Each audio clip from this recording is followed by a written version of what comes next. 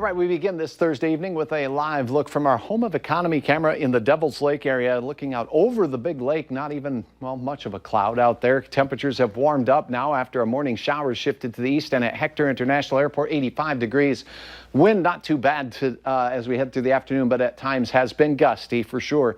Notice the feels like temperature very close to air temperature, and that's because our dew points are still in the comfortable 50s. That'll be changing as we go through the day tomorrow. More on that in a minute. Right now, we have 78 in the Bemidji area. Temperatures holding the 80s to near 90 down along the South Dakota border as the heat is beginning to build there. Here's a look at those dew point temperatures. And remember, when it's in the 60s and 70s, that's that air you can wear the sticky stuff, and it's just poised down to the south of us near Sioux Falls. That will be rising up into our area as we go through the next 24 hours. The heat and the humidity will be fueling some strong thunderstorms. Tonight, we have a couple of thunder showers, but those have exited the Bemidji area where they did produce in that area some hail earlier this afternoon.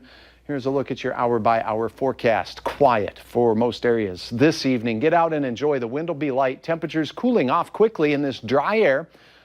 Down into the 60s north and 70s south. Overnight, patchy fog can't be ruled out as we go through with quiet conditions, clear skies, and we start out in the 60s. Then the wind picks up, and that south wind will be gusty. Where you see the yellow arrows here, that helps you highlight areas or see areas where the winds could be gusting upwards close to 30 miles per hour. This south wind will be bringing that air with more dew points in there. The more moisture we get into the area in the afternoon, that's going to fuel the development of some thunderstorms as we go into the afternoon with an approaching cool front. Now, the western counties from the Devil's Lake Basin through the James River Valley will have a chance in and after the dinner hour of seeing some showers and thunderstorms that'll be severe. It's in this initiation phase all the way into the dinner hour where the tornado risk, which will be there, will be the highest. Developing from these storms will be very gusty straight line winds and large hail potential as well. Temperatures sizzling hot in your afternoon. Now, as we time this out, as mentioned, the dinner hour out to the west. As we approach the 8 to 10 o'clock hour, the Red River Valley will have a chance.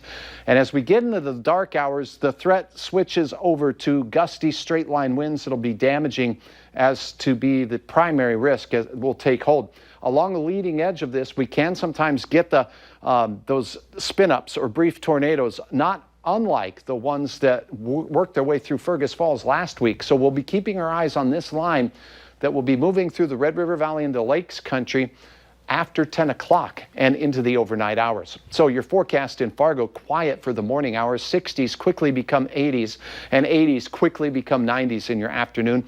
Best chance of thunderstorms in Fargo and in Grand Forks, 8 to 11 o'clock at night. We'll keep you posted. Here's a look at your hometown forecast at 5 o'clock in the afternoon. Look at the heat. Many areas near 90, mid 80s out in Lakes Country, thunderstorms out to the west.